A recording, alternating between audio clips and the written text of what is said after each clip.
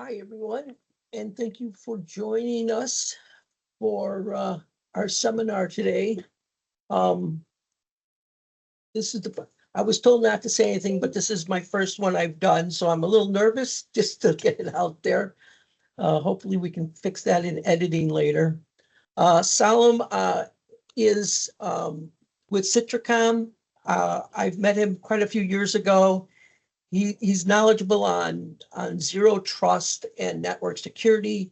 We use their products and recommend their products. And he and I were talking at a seminar one time, and I told him that I needed to get into this stuff. And he says, "Let me be your first to help you with this." So this is our first. Salam is going to take it away after he gets through discussing and teaching us all about zero trust and how to set up our network. We could have some Q&A going on. So Salam, I'm gonna give it up to you and let you take it away. All right. Thank you very much, Sid. Appreciate the time for everyone being here. Can you hear me okay, Sid? Is my audio coming through okay? Perfect. Noise canceling headphones and just making sure. So again, thanks everyone for being here.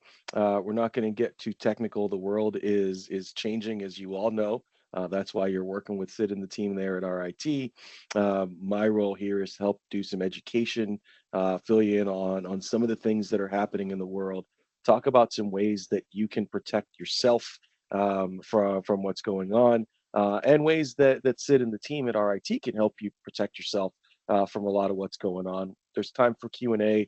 There is the chat and Q&A in the Teams meeting. So as we're talking about things, go ahead and pop questions in as they come into your mind. We'll get to them towards the end of the presentation. Anything that we don't get to, of course, we'll reach out and make sure we answer all of your questions and have everything taken care of there. So as we jump into the presentation, right, the workplace used to be in an office, and everyone used to come to that office and work from that single location. And for the job of the IT provider, they were really solidifying four walls, and everything inside of those four walls was safe, and it was deemed that everything outside of those four walls was not safe. So we need to keep those things out. Nowadays, we all know, thanks to COVID and what was happening before, I've been working remotely for probably 10 years now. But the workplace is no longer defined, right? It's where we live. I'm in upstate New York right now. I know you guys are in the Chicago area. Most of you are, I would imagine. It's, some of you may be working from home. Some of you may be on the road. I was at a conference in California last week, working with presentations and doing things.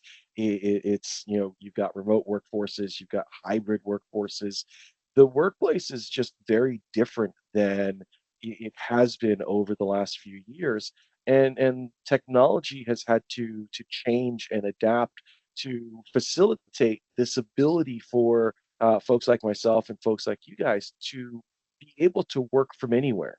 Right, a number of years back, we went through this transition to the cloud, where we sent all of the data and all of the things that were on in the office behind that traditional firewall out into the cloud.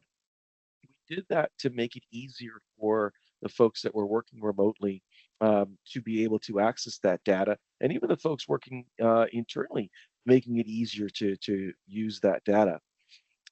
I will tell you, I talk to a lot of businesses who look at the cloud as this thing somewhere else that they are not a part of.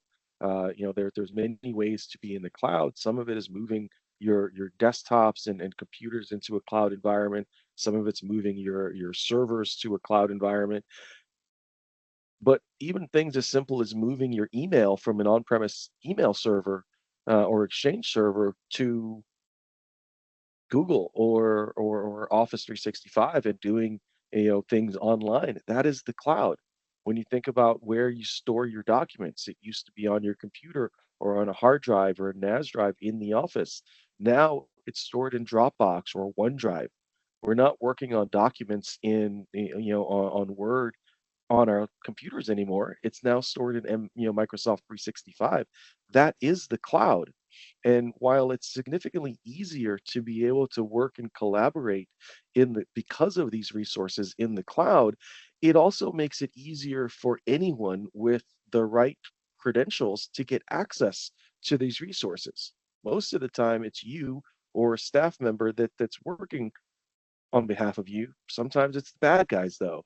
And a lot of times here lately, it's the bad guys knocking on the door of these cloud environments. So the model now, instead of send it up, has been this model of lock it down. And lock it down means a lot of different things to a lot of different people. This is kind of the entry into to zero trust. Trust nothing, verify everything.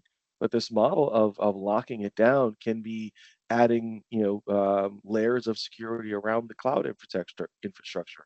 I'm talking to some companies now that are looking at moving that cloud infrastructure back on premise because the cloud is dangerous because anyone can access it from anywhere on any device. So the model has changed quite a bit. And that means the demands for network security have shifted.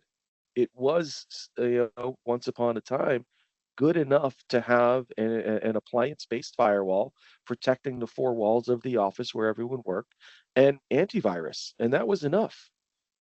If you've been listening to Sid and the team there at RIT, I'm sure they've been telling you, hey, we need to do something else. We need to add this layer of protection.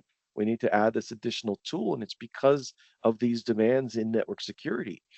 They've moved quite a bit. The simplest way to kind of start piecing this together in your mind, not that long ago, the bad guys were hacking through firewalls and they were depositing malware. And malware, for many of you, if you remember it from back in the day, it was just an annoyance, right? You get malware on your computer, you get a million pop-ups, you X your way out of as many as you can until you finally give up.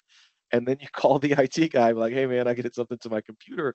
Can you fix it? They take the computer away for a little while. They come back miraculously, you have no more pop-ups, right?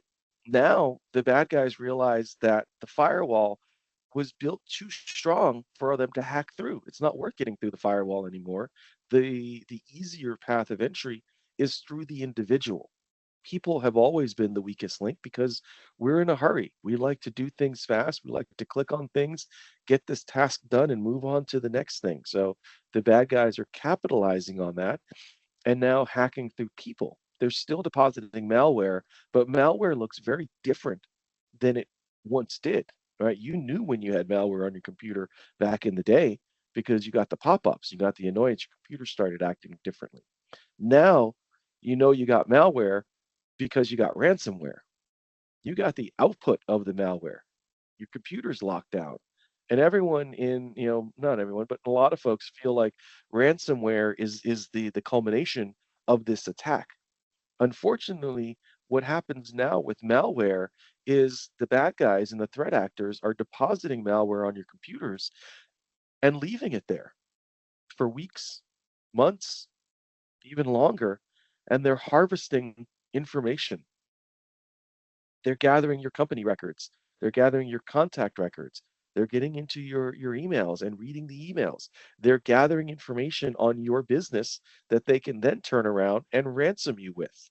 Whether you pay the ransom or not depends on how good of a disaster recovery plan you've got in place. Hopefully, you're listening to Sid and the RIT team and doing the right things to back up your data, have a disaster recovery plan in place, testing that disaster recovery plan. I talk to many businesses where they say that they can go a day without their computers working, or they can go a week without their computers working. But when you really put that to the test, 30 minutes later from the computer not working, everyone's screaming the business is down and that revenue that you're losing can't be made up for. The cost of the customer that you're potentially losing can't be made up for. So ransomware and malware does much more to your business than just the ransom. It can hurt you a lot more because of this data. So you're looking for many ways to protect yourself around this, right? The traditional security models, the firewall that goes in the office was built to protect the office. But now that people are not working in the office anymore, that firewall isn't protecting them. Now that the data doesn't reside on a server in the office, it's in the cloud. that firewall on site isn't protecting them anymore. Now that your employees can access Office 365 from their computer and their kid's computer and the hotel lobby computer, and the bad guys can access it from anywhere, that firewall that's on site is no longer protecting the organization anymore. So we've got to do things a little bit differently. And we'll get to how our solution can help you protect your business considerably better than a traditional firewall here in a minute. But let's talk a little bit more about the vulnerabilities in the attack surface and what you can do to protect yourself. Right? There's things that you're going to need, the experts at RIT to be able to do for you, but there's things that you can do to protect yourself, because as you are in the cloud, your attack surface, it means more risk to you as the company, and the owner and as the individual, right? This isn't just happening to businesses, it's happening to individuals as well that are getting ransomware.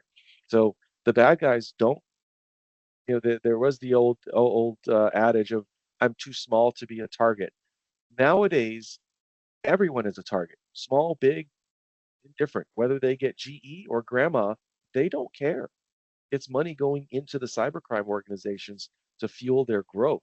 So you've got to change the way that you protect yourself, right? One of the things we've always talked about in cybersecurity is called defense in depth. And this is really about protecting yourself in layers, right? It's almost like an onion. You get through the first layer, there's another layer underneath to protect you from, another layer from there. Another good analogy is you think about border control, right? There's border control that's stopping users from getting into America. On the other side of border control, there's a state police. The other side of the state police, there's the city police or the local police. There's other layers of protection that are built in. So if something does get through customs and border control, you're hoping the state police will catch it. And if something gets past the highways, you're hoping that the local police will catch it. That's what defense in depth is about. And you have to, based on the way the security models, and the bad guys are attacking us nowadays, the only way to protect yourself is in this defense in depth model, putting the layers of security in place. And one of the things that most people are already familiar with, right, are complex passwords, right? We were all taught not to reuse passwords, use a complex password, change it every 60 days, add a symbol, add a number, do those kinds of things. That's all good and well.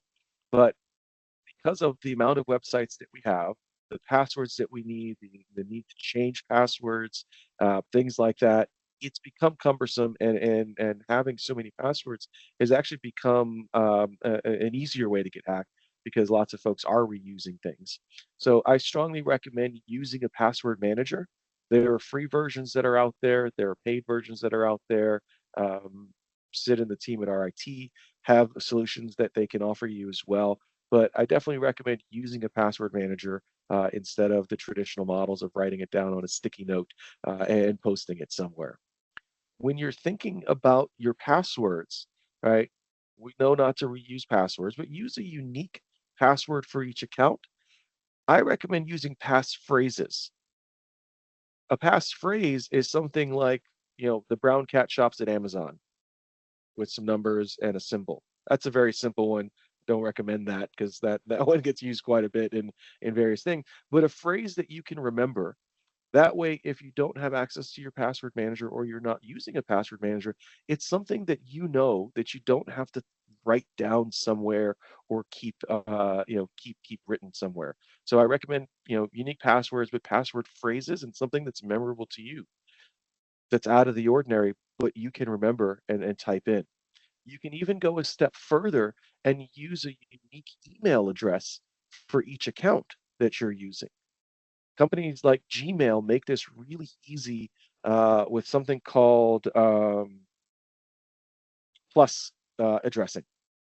What that means is if you have a Gmail account, and let's say your Gmail account is solemn at gmail.com, you can do solemn plus Amazon at gmail.com.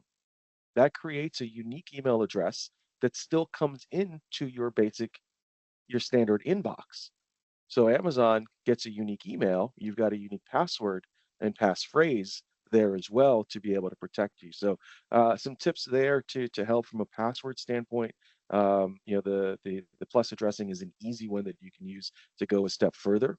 Some things I don't recommend. Right? Browsers have made it really easy to store our passwords. Every time you go to a website, Chrome or Safari or any other browser that you're using, Edge, they're always asking you, do you want to save this password? Not now. Not now is the right answer. Don't ever store your passwords in the browsers because most browsers store that information in plain text.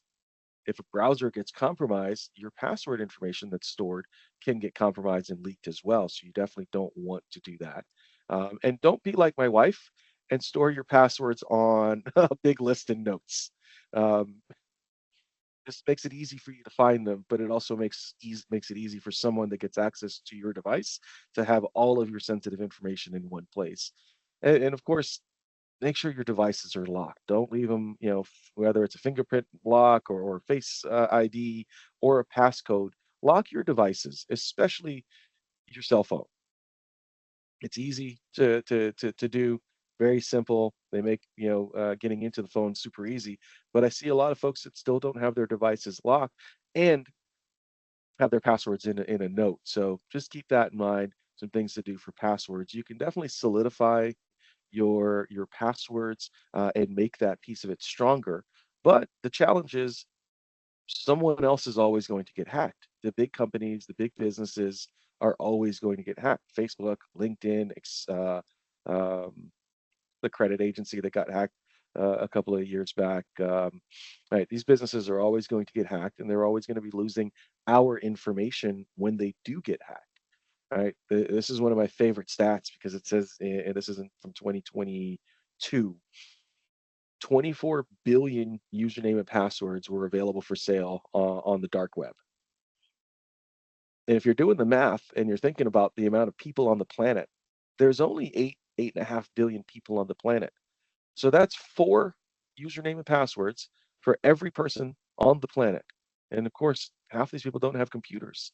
So think about the number of usernames and passwords. There was a list that was released last year that had 10 billion unique usernames and passwords. So what do you do if a password itself is not enough? What do you do? All right, multi-factor authentication is a required step. It used to be optional. Now, if the company or business that you are working with, SaaS application, your bank, your shopping websites, any business that you are interacting with, if they give you the option of turning on multi-factor authentication, do it. It feels like another step. It feels like it's going to keep you from what you're trying to get to in that very moment. It's not. It's going to protect you. It's going to protect your business. It's going to protect your credit card. It's going to protect your livelihood to do this additional step. Something that we have seen over the last year and a half in the cybersecurity world is the bad guys are reinvesting the money that they're making from ransomware and malware and these cybercrime organizations now are billion-dollar businesses. And just like you as a small business take your profits and reinvest back into the business, the bad guys are doing the same thing. They're building a better mousetrap to capture you and your employees and your customers and your vendors. They're doing things with machine learning and AI to process the troves and troves of information that they have about us to be able to fish us better, to be able to get us to click on that link or answer that phone call. This is what happens now. These guys are getting better and better at their job, and they're breaking into organizations, big organizations and small organizations alike, even though MFA is in place. They're doing that by spoofing the MFA token. They're doing that by building programs that spam you a million times until you accept the MFA prompt. They're getting in the middle of the communication path and stealing the MFA token. There's a number of ways that they're doing this nowadays. And one of the biggest targets is Microsoft, right there in that top corner. Microsoft and just email providers in general are one of the biggest targets because bad guys know that if they can get into your email, they can get to all of your contacts. And if they can get to all of your contacts, they can send emails on your behalf to get that contact to send them money, right? Does everyone know what a business email compromise is on the call? I don't know if there's a raise hands um, button in the top there. Raise your hand if you're familiar with an email compromise or if you've had one in the recent past, because I see this happening all the time, more and more. Bad guys are getting in. Yeah, I see folks that are raising their hands. Great. Right? Knowing is half of the battle. Protecting yourself is the other half of the battle. Right? How do you do that?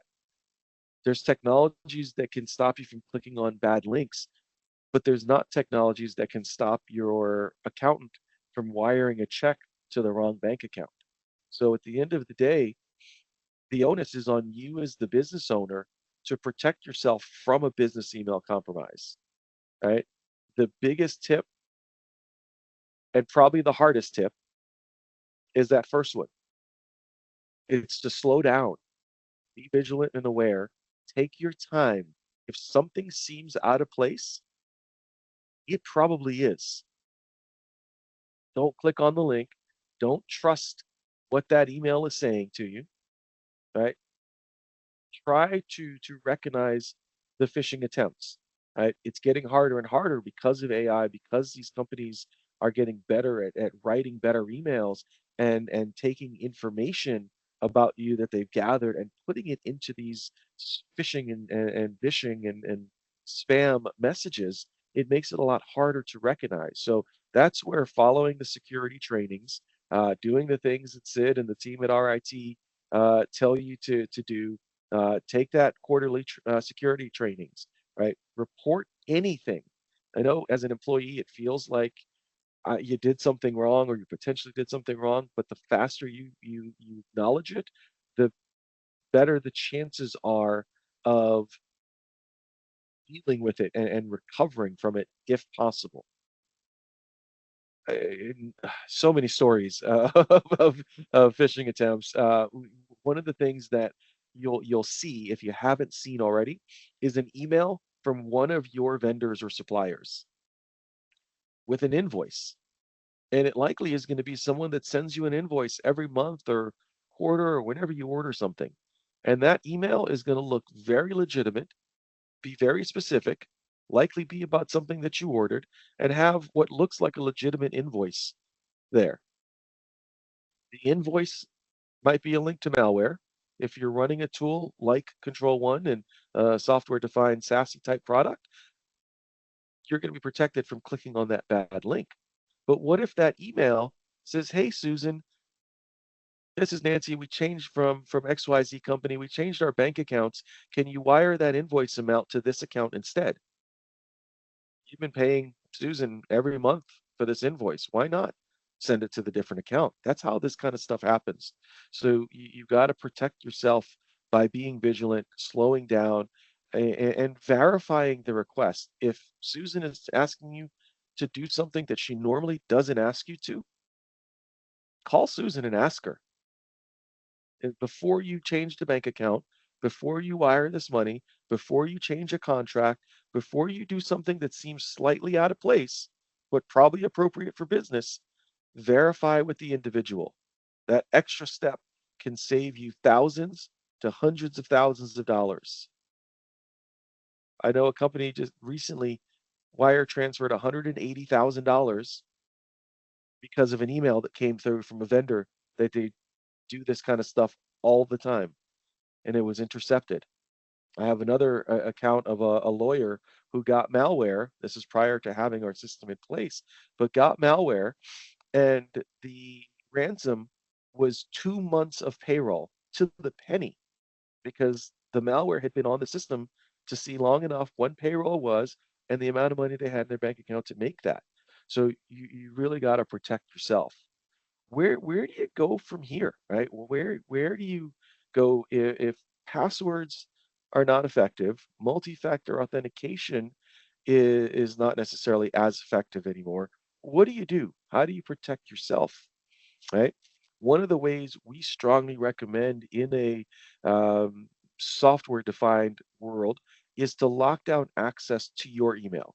You can't stop the vendor upstream or your customer from getting hacked, but you can stop yourself from being hacked and protecting yourself in your bubble. So locking down access to your email. There's something called trusted networks, trusted locations that Microsoft 365 has to where you can only allow traffic from trusted networks or trusted devices.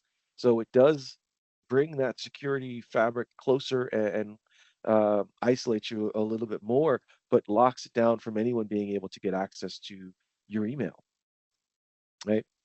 A lot of ways that people try to accomplish this locking down is through VPNs. If you're using a VPN today, that's a good start for remote access. But VPN tools, whether they are security VPNs and privacy VPNs looking to mask your identity, or remote access type VPNs, ultimately they are not security tools. They're encrypting traffic and giving you a backdoor into the network, but they're not security tools. They're not providing any additional security except blurring the traffic so others can't see what's there. In fact, VPNs have been known to be security risks.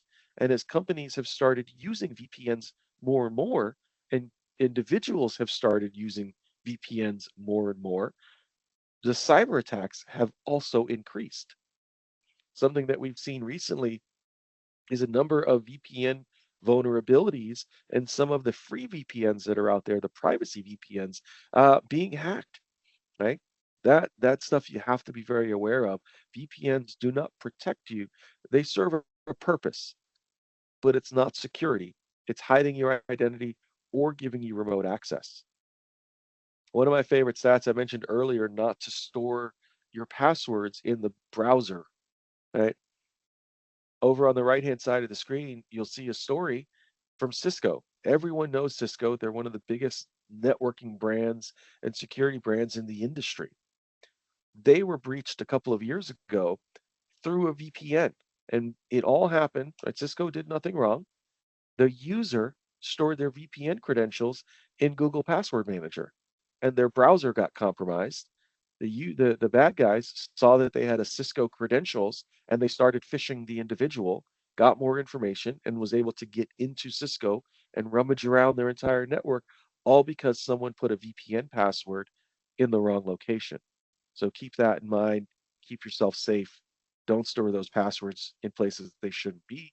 Use a password manager and don't use a VPN because it does not keep you safe and secure. Talking a little bit more about zero trust and not trusting any location that you're in, right? We all know not to go to the coffee shop or the airport or the hotel and connect to the public Wi Fi. Those are not safe, trusted locations. But on the flip side of that, we go home and connect to the Wi Fi at home. You go to the office and connect to the Wi Fi at the office. There is no trusted, safe network anymore. I would venture to say that the coffee shop or the hotel is actually potentially safer than the home network is, right? Think about it. How many IoT devices do you have on your network at home? How many Alexas? How many smart plugs? Coffee makers? My mom has a stove that connects to the internet, refrigerators. All of these things are vulnerabilities in your network, right? Think about it in the office. How many of your employees have brought in maybe a smart plug? Maybe Jan has a plant she wants to put a grow light on in the evenings, and she brought in a smart plug that's connected to your Wi-Fi that has who knows what security settings on there that's on your network, and it can talk to every computer on the network. It can talk to your servers if you have them. It may not have any security. It may be talking to China. No one knows, but this thing is on your network. So when you think about networks, and let's say you've got 20 devices on your network, your laptop being one of them, your phone, these IoT devices, printers, phones, all of the things that you would find in a traditional office or even in the home. A lot of network devices are like chatty teenagers, right? They're always talking to each other. and communicating, and they're waiting for another device to respond and participate in that conversation. And that's how malware spreads, right? I've got malware here, and I'm going to talk out to any machine, and as soon as something responds, I can start latching on and start to spread the malware. The networks are no longer safe. We build a model that isolates your device and keeps you safe in those networks. So what do you do? I don't tell you all of this to scare you. I tell you a lot of this to make you aware of what's happening in the world, right? And some of these things you may have heard in the past, but it's important to state them again. There are things that you can do to protect yourself as an individual and as a business owner, and there's things that you need the professionals to be able to help you with, right? That's where the team at RIT is going to come in, myself as well. We can help you build a network where security is always on and location is irrelevant because work is happening at your desk at home. It's happening at the desk in the office. It's happening at the coffee shop. It's happening anywhere and everywhere, right? The new models of security really require you to protect the business, not just the office. And because your business is in the cloud, in Office 365, in Dropbox, in Salesforce, in HubSpot, in your CRMs and line of business apps, you've got to be able to restrict access to that data, whether it lives in-house or out and about, right? The user is your weakest link. So we have to secure them everywhere that they go, whether they decide to work from the office or they're on vacation and they decide to work from the beach. They need to be protected and secured. Security is no longer an option. I work in security. I see all of the bad things that are happening that are out there. And I know for a fact that security is no longer an option. It has to be on. It has to be on all the time and protecting you everywhere that you go, no matter where you go, and no matter what you as the user does. So let's talk about how we can fill that gap for you with Control One and with software defined networking versus hardware defined. We talked about locking things down. What we've got here, I'm not going to get technical. This is really a security model that instead of protecting the four walls of the office and giving you a security perimeter, around the office, this essentially brings a security perimeter around yourself and every individual in your organization. So no matter where they are protected, they're behind a firewall and a security and threat intelligence that's always on, that's always real time. You're protected and you get the essence of what we call a closed local network. What a closed local network is like rewinding the clock and going back 20 years ago when we were all in the office and everything was in the office behind that server, behind that firewall. We're able to give you the essence of that closed local network with IP restrictions and security that allows you to lock down your access to your software applications, Office 365, your line of business apps, any of these tools. We give you the ability to lock it down so your employees can't be harvesting information on personal devices, but neither can the bad guys. We can lock it down so only work machines are able to get access to the network if that's how you choose. If you want them to use their personal devices, there are ways that we can accomplish that as well in a secure model. But it's all about building that secure model around your resources and locking them down and protecting them. This all goes together with a small piece of software that runs on your laptops, your desktops, your phones, or your tablets. It's designed to be invisible to you as the user. Right? We talked about MFA, we talked about some of these other things that are intrusive. You have to jump through hoops to get in. We've tried to build this model in a way that makes it invisible and very user friendly. Not you don't have to go in and turn it on every time you want to use it like a VPN. You don't have to log into your computer, then log into the security tool, then log into this next resource, and then validate. We've built this to be always on. So you simply open your laptop and you connect into the system automatically. through your Microsoft 365 credentials. We offer protection on every device, right? Not just your laptop, because you're going to want to use your phone. You're going to want to use your tablet to access certain things. So we give you protection on every device and on every network that that you're on, right? Whether it's the home network or the coffee shop or in the office, we're able to provide this zero trust network access model that validates the right user on the right machine with access to the resources that they need to do their job. And we continuously validate that to make sure that it is always the right user on the right device, right? To go back to this slide real quick, a really good analogy, right, is one making sure that security is always on. You're protected in any network environment that you go in. You're dressed for the right network environment that you're going in, and we'll talk a little about the segmentation there as well.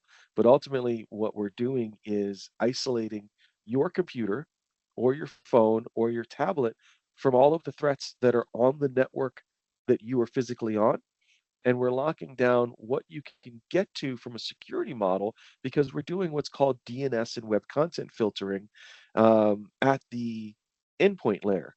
What DNS and web content filtering is protection from malicious links. There is a couple thousand websites that get found every day that are malicious around Prime Day. There's usually a couple thousand Amazon sites that get detected every day, or sites that have Amazon in the URL that are spam websites. What DNS and web content filtering will do is block you from getting to those known malicious websites, or an attachment that's phoning home to a malicious website. We're able to block you from getting there as well. If you'd like to block users from getting to Facebook or TikTok or social media or gambling websites or job search websites, you're able to block that with DNS and content filtering. It's another layer of protection that stops you from getting to bad websites or good websites that you don't want. And don't worry, as an owner, you can have different permissions. This isn't a once and done, right? If you as the owner, you want to be able to go to any website that you want, you can do that and lock down your sales managers or sales teams. Or if you don't want to be blocked from anything, we can protect you that way as well, but still block you and protect you from those malicious websites.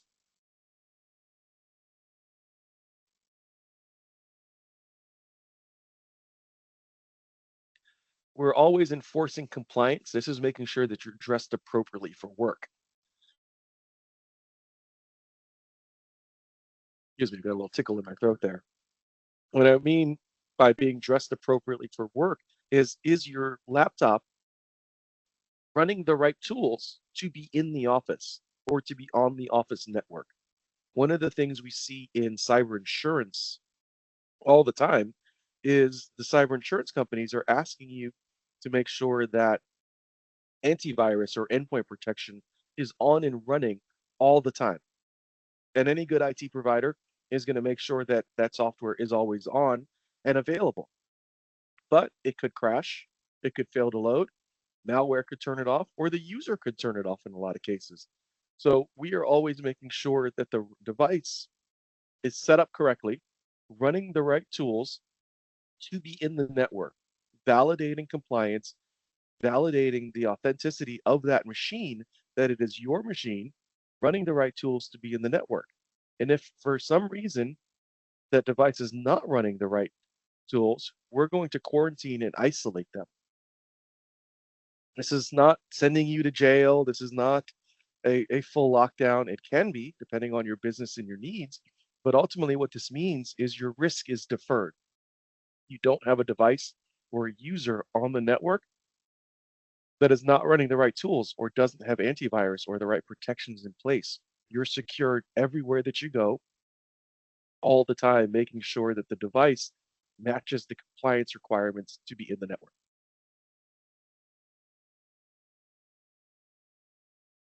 All right. Lastly, From a logging perspective, we are logging data, right? So all your network sessions, all those things are there. If you get the auditor that comes down from the insurance company or the regulatory or compliance uh, folks coming down, you can show them what we're doing. You can show that we're not allowing non-compliant devices into the network. If you're dealing with the government and you need to block TikTok, from running across your network, you can show that that stuff is blocked across the network itself as well. So we're not playing the big brother, but just giving you the data to be able to see what your employees are doing in case you need to dig that up and show them what's going on. Unlike your typical security tools that make you do more work to get to the virtual office, right? Logging into this tool, validating with this, doing these things. I mentioned earlier, we built Control One to be completely invisible. This isn't another security tool that you've got to jump through all these hoops. We've built it to be invisible to you. If you're using Office 365 or Azure Intra ID is what it's called now for identity management, which I highly recommend. If you've got the right license of Microsoft, it's part of that plan. It's a really good way of getting that single sign-on, multi-factor authentication in a number of places as well with a single password. When you integrate that with Control One, you get a zero-touch passwordless setup that is invisible to the end user. They don't even need to know that this is running on their machine, but to you as the business owner, you know that they can't turn it off. They can't evade security, and you can sleep better at night knowing that your business is secured all the time and always protected. Any questions on the software side for right now? I'll jump in. I want to talk a little bit more about what happens when you have an office and how you protect the office, because that is important with IoT devices and things on the network. And then wrap up in time for questions. But anyone have any questions right now?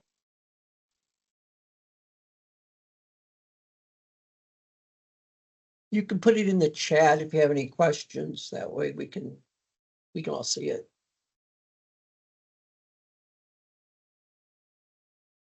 All right, I don't see anything right now, but we definitely have time for Q&A here at the end as well. So let's go ahead and continue. As if you think of any questions, go ahead and put them in that chat there. So we talked a lot about protecting the Did user. Elizabeth? Oop. Is there a chat? She raised her hand versus put it in the chat. No? Okay. I think her hand may be raised from Come before. earlier. Yep. But if not, let's make sure we get to her question as well.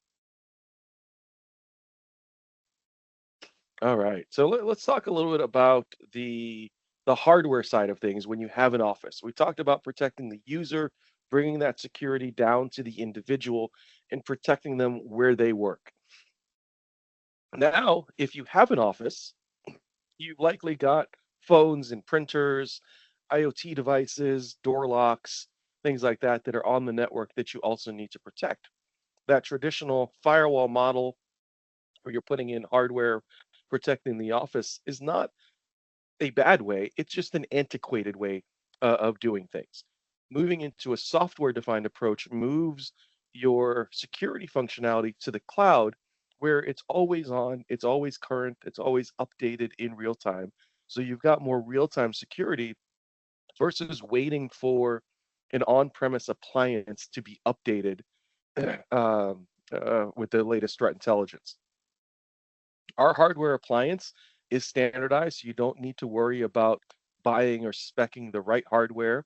You don't have to worry about what your growth is going to look like because this platform is scales based on your growth and needs. Whether you're 2 employees or 200 employees, the platform will fit your needs and built into the system.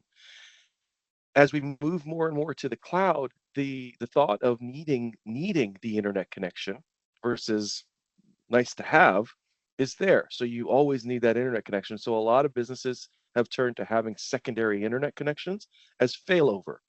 With Control One, with this product and a software defined approach, We make that failover between internet connections invisible, just like we make the agent invisible to the users. We make that failover between connections invisible. We are also prioritizing voice and video traffic. What I mean by voice and video are Teams meetings, Zoom calls, voice over IP sessions. All of that is being prioritized across the network.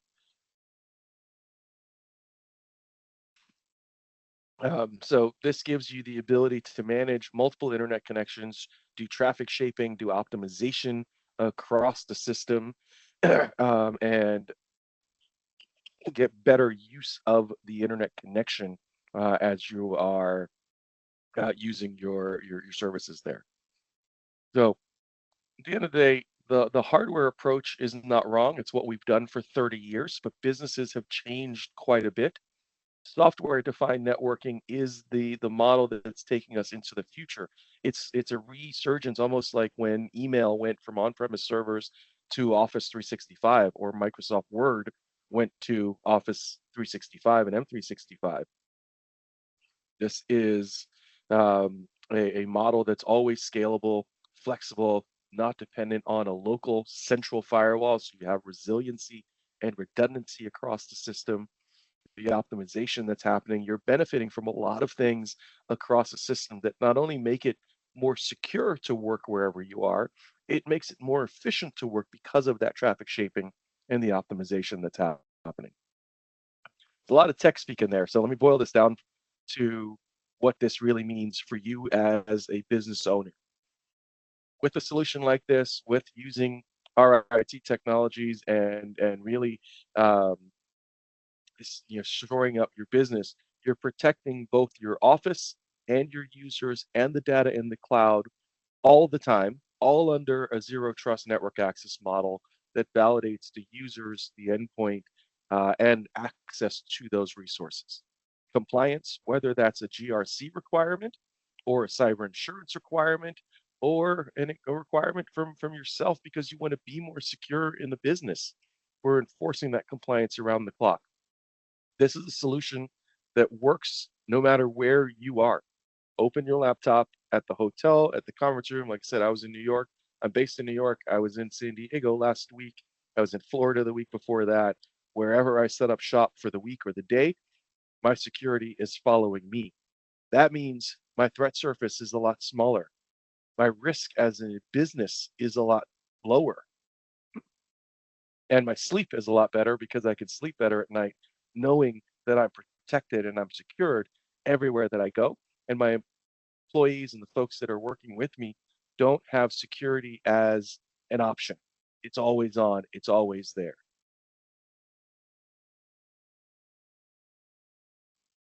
I appreciate the time, the listening, the feedback. Like I said, any questions, we'll go ahead and take those now, pop them in.